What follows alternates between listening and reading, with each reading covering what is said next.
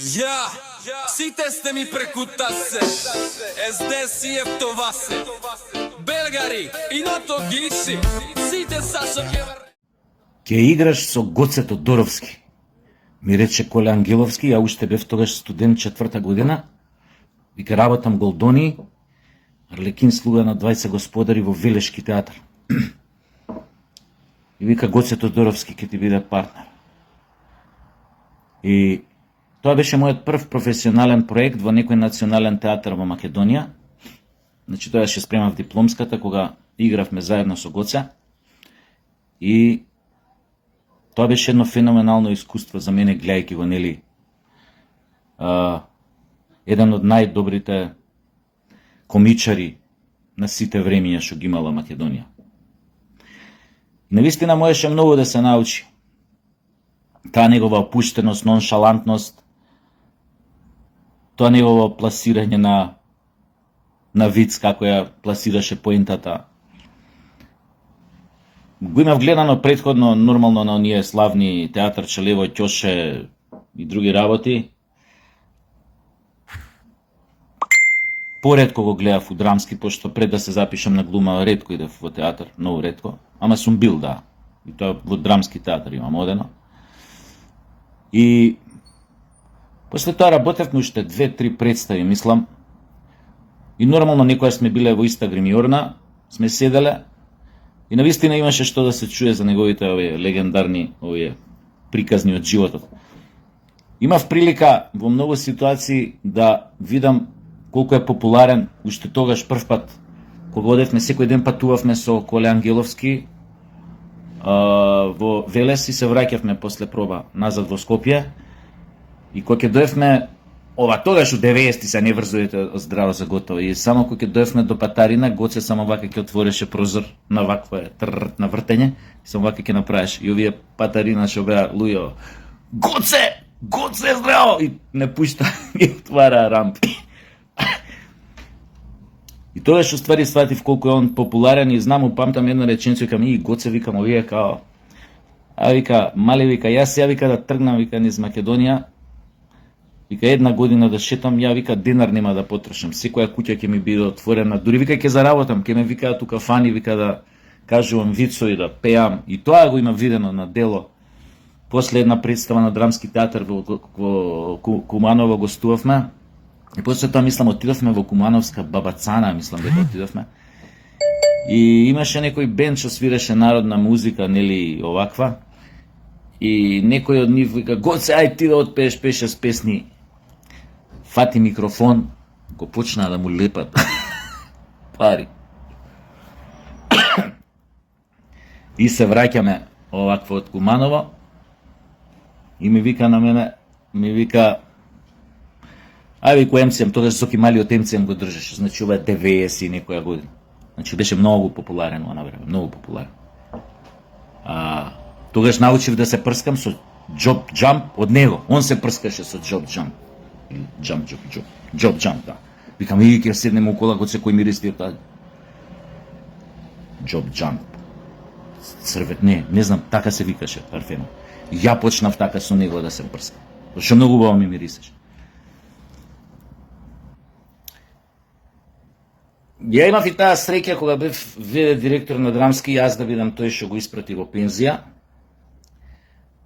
Првиот глумец кој што по новите правила замина во пензија, што тогаш ги воведов јас. До тогаш неколку години претходно, 10 повеќе години, глумците своето решение за одење во пензија го добива од портирот на врата. Така го доби една Сабина Ајрула, еден Мето Јовановски, Снеже Стамеска, Ленче Делова, да не ги редам. Бардови на Македонскиот театар, така добија пензиски решенија, буквално од портирот на врата. Јас кога дојдов директор, првата работа што ја сменив, уште првиот месец беше тоа, го сменивме тој дел од статутот, како се вика, и направивме глумците додат во пензија со соодветна свеченост, да има коктел. Ако имаат представа, тоа да биде на денот на нивната представа на редовен репертоар, значи пред публика, на крај на представата, после поклонот, кај што ќе му се врачи на глумецот саат со посвета и некој подарок, и после тоа нели во негова чест да има коктел. Гоце мислам дека беше првиот глумец што отиде во пензија со тие правила кои што ги сменив тогаш. И ми беше многу драго затоа што и беше исто така тој тогаш не играше подолго време во театар, ја го викнав во представата Како да ограбиш банка, кај што ја прифати улогата, имаше добра улога тамо и баш отиде на представа, отиде во пензија на представа која што беше преполна, значи беа ложите полни, имаше помошни столчиња и многу ми беше драго што публиката го испрати во пензија на еден таков достоинствен начин. После го испрати во пензија и Џокица Лукаревски исто, така, со партија Реми, исто мислам нормално, но од тогаш се сменија некои работи во драмски театар, не само за глумците, за било кој што оди во пензија да се испраќа на достоинствен начин, затоа што сепак животот го положил, би рекол, во реномето, во она што е драмски театар, целиот свој работен век го вградил во драмскиот театар. Но исто така ја имав и таа непријатна улога во таа една година кога бев веде, да го испратам на онаа вечна почивка, тоест на тоа вечно патување, да го испратам и неговиот најдобар другар и колега Ванчо Петрушевски. И памтам тогаш, кога ми јавија за Ванчо, сега покоен исто режисерот Сашо Миленковски ми се јави, и нормално организираме овој комеморативен собир, комеморација. Ја дојдам во театар да видам тие последни припреми пред комеморацијата, што е, како е, докаде е, дали е све спремно. И прашувам кај е Гоце, затоа што знаев Гоце дека треба да држи говор за покојниот Ванчо Петрушевски. И не знам кој ми каже, иди вика у таа гримиорна, тамо седи со некои колеги, ја тргнам и не знам сега кој беше, се појави тука од гримиорната. Ичне ми текнува кој беше, колега некој беше. И вика, молим те, кажи му, вика, на Гоце, тоа што ќе го каже за Ванчо да го напише, вика, неколку реда, да го има, да го прочита, ти знаеш емотивен, емоции, сепак он многу сакаше Ванчо. Вика, да не ради емоциите, да не се блокира, кима камери, кима ова, кима она. И ја, леле, кој човек беше, не знам кој колега беше. Ја му викам, ајде, што ти викам, сега на Гоце, викам, цел живот што бил мајстор на импровизација, но се ја да му кажувам на Гоце, ај тоа за Ванчо што ќе го кажеш, напиши го у 10 реда. Баш куше 20 минути треба промоцијава, комеморацијава да почне. Абе, кажи му, ја не бе, викам, таман работа не му кажам. И јас влегувам во гримиорнава, Гоце седи, нормално скршен цел. И ми вика, те слушна, вика, ви го слушнав муаветот пред гримиорна, ако ми кажеше, вика, да напишам текст, вика, за Ванчо, ќе то тера, вика, у пичку матер. Викам, па ме слушна дека кажав дека, а ја така му кажам, викам, кралот на импровизацијата, сега ја да му кикам, напиши текст. Тој може представа цела да ти одигра без да, само да му раскаже што треба да се случи у представа, он ќе ти ја одигра. И сега ја да му кажам, напиши текст за Ванчо, нели. Ете така се случи, јас додека бев тамо и директор, у иста година да го испратам него во пензија Ванчо, нели, на оној свет.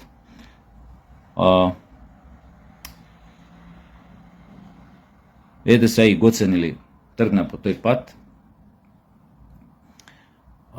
Не надокнадила е таа загуба за драмски театар, за театарот во Македонија.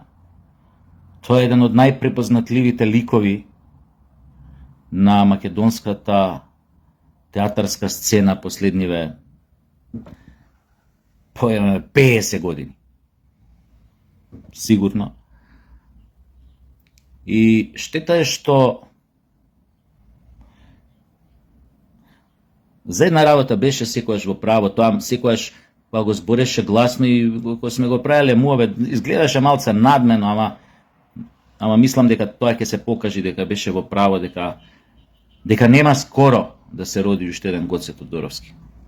Како што нема скоро да се роди уште еден Ванчо Петрушевски. И мислам дека за тоа беше многу во право. И затоа до никаде ја оправдував таа негова надменост која збореше за тие работи. Но за жал е така.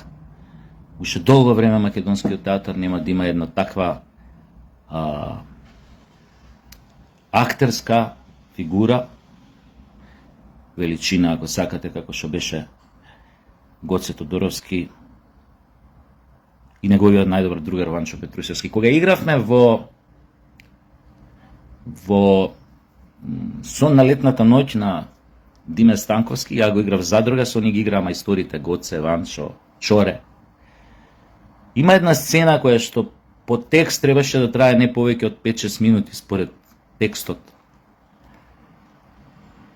Тие двајца беа неверојатни и Чоре тука, ако се погоди, значи еднаш гледав на саат, а јас после нивната сцена требаше ја да излезам на сцена, имав моја сцена, нели као да задруга стои, што ги правеше сите магија и љубов ни представа. Мене ми вика инспициентот, Сашо Тасевски, спреми се сцена, не знам, 5 или 3, 4 или која беше, демек да се подготвам, затоа што ем кратко трае, веќе беше почната, значи имаше уште 2 минути да заврши сцена. Ја нормално застанувам кај тоа влезот, за да шум се изгаси светло, шум за ја да излезам. Требаше тоа да се случи за 2 минути, од кога ме повика инспициентот да дојам на излезот тука, за да влезам на сцена. 45 минути ги чекав да заврши сцената. 45 минути они импровизираа и публикава рикаше од смеење и паѓа аплаузи на секој 2 минути. Тоа беше неверојатно. Значи, Солунски Патрдиев импровизациите, тоа се легендарни. Ова беше една сосема друга представа, Шекспир, Сон на летната ноќ. Мајсториве се појавуваа. Чоре, Ванчо, Гоце, Джокица мислам дека беше 45 минути. Ја не знам што да правам. Идам кај инспицијантот, не знам кој беше инспицијант, не ми текна. Викам, човек, ја да си отидам да си седнам, викам, у бифе, да си нарачам пијачка некоја. Или идам да си седнам у гримјорна нозе да си кренам. Ова колку ќе трае, викам. Дај, викам, нешто. Ај, вика, кој, вика, ти ки скочиш на сцена да им кажеш да прекинат, вика, или ја да искочам, вика, инспицијантот и мене да ме избркат, или мене да ме викнат у екипава. И ја да глумам со нив. Вика, тоа е тоа, јеби га се, колку трае, толку трае. 45 минути. Таква опуштеност, таква фокусираност, ти едно е да импровизираш, никој да не те рецка, никој да не ти се насмее. Ама друго е ако импровизираш и секој 2 минути добијаш аплауз или публикава се расчепува од смеење. И тоа кој е глумец, кој бил на сцена, знае дека тоа воопшто не е лесна работа. И еднаш ке ти се потрефи некоја импровизација, убаво ке легнеш, си вика ке публиката која што трае пола минута или минута, па ти си и супер задоволен. И тоа во ситуација нешто се случило, си заборел текст или не знам некој нешто направил, па ти си се надоврзал на тоа, па се легнала импровизацијава ке публика, све супер поминало и ти си задоволен адреналинот хај. А ова човече, таа представа беше таква импровизација, траеше 45 минути, следната представа беше за сосема други теми збореа и траеше 30 минути или 15 минути. Додека Диме Станковски покоен еднаш не им рече, вечер ќе дојам да ја гледам на представа. Ако трае представа сцената поише од 5 минути, сите ќе ви избркам, други ќе ставам тука. Така и рече ти остане. Нормално. Многу него е бава, а пак си продолжија, само што не траеше, овој пат ја скратија малце на 15 минути само. Така што бевме навикнати на тие нивни импровизации, понекогаш со душа ги чекавме. Тука дури столчиња си земавме ние помладиве глумци у тоа време. Столчето вака ќе си го ставиш тука на лес, од страна вака и си седиш и си ги гледаш како глумат. Врска, нема више текстот со ништо. И така. Така што нема, мислам, уште долго време да се роди на македонската театарска сцена еден таков мајстор за импровизација, како што беше Гоце Тодоровски, еден таков комичар од таков габарит. И нека му е светол патот, сочувство до семејството, до сите. И конечно ќе се најде со Ванчо. И некаде тамо горе, пак ќе си прават хихирику, ха-ха-ха, хихихи. Ето тоа.